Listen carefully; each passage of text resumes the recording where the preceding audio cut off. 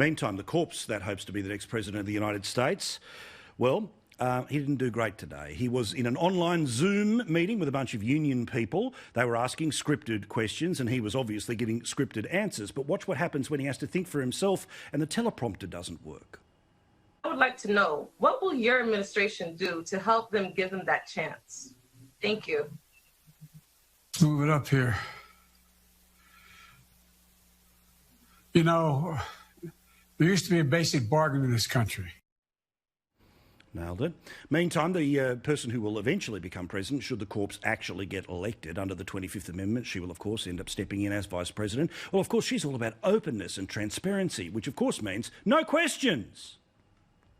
Proud and lucky to have Senator and soon-to-be Vice President Harris with us today. And I will pass it back over to you because I know you want to take some questions before you get out of here. Oh, we're all set. Thank you, Paul. Thank you, Paul. We're all set. Thank you. Thank you, Paul.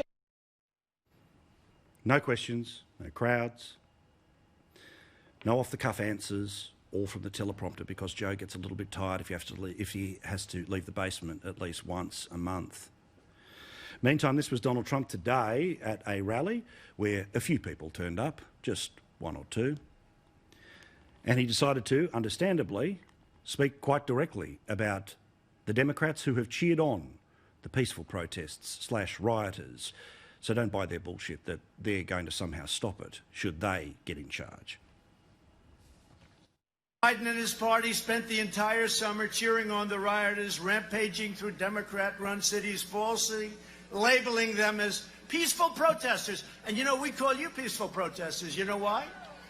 Because they have rules in these Democrat-run states that if you're campaigning, you can't have more than 5 people. They did that for me.